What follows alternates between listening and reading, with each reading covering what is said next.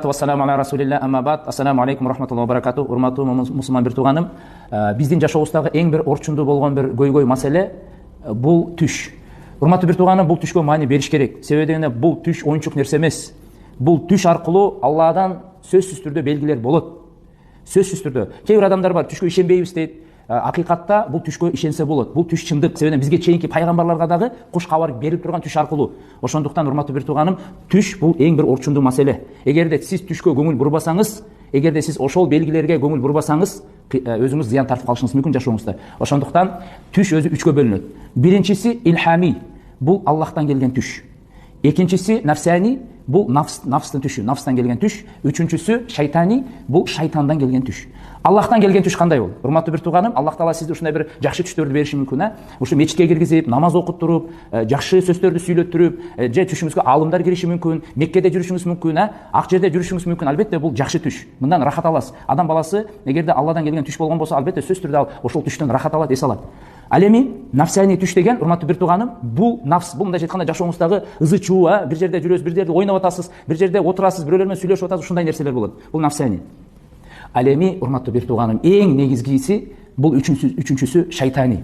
Шайтани шайтандан келген түш, урматтуу бир тууганым. Бул шайтандан келген түш, бул абдан жаман. Бул сөзсүз түрдө, урматтуу бир тууганым, түш аркылуу бизге зыянды алып келет. Ар кандай түштөр келет. Мисалы, сизди бирөө басышы мүмкүн, муунтушу мүмкүн, сизди муунтуп кыйнашы мүмкүн, сизди сабашы мүмкүн, сиз бир жерден кулагандай болушуңуз мүмкүн, дайыма. Кээ бирлер адамдар бар, мен күндө жаман түш көрөм дейт. Ошол жакшы эмес. Бул жиндин түш аркылуу сизге зыян берип жаткандыгысы. Ал эми кээ бир адамдар мышык кубалайт, жылан чагып калат, жылан кубалайт, жыландарды түш көрүп келгендер бар. Ар кандай жаман нерсели жаныбарларды, ыпыр-сыпыр жаман жерлерде жүргөндөр бар.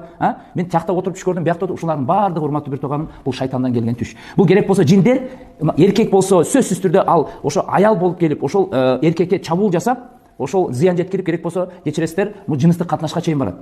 Аялдарга да, эркектерге дагы бул ошо жыныстык катнашка чейин келип, ушундай жаман түштөр кирет. Ошондуктан урматтуу бир тууганым, канчалаган мусулман бир туугандарыбыз өзү эркек болбосун, аял болбосун, күйөөгө тийбей аял албай жүрөт да. Себеби бул түштөрдөн зыян тартып калгандар.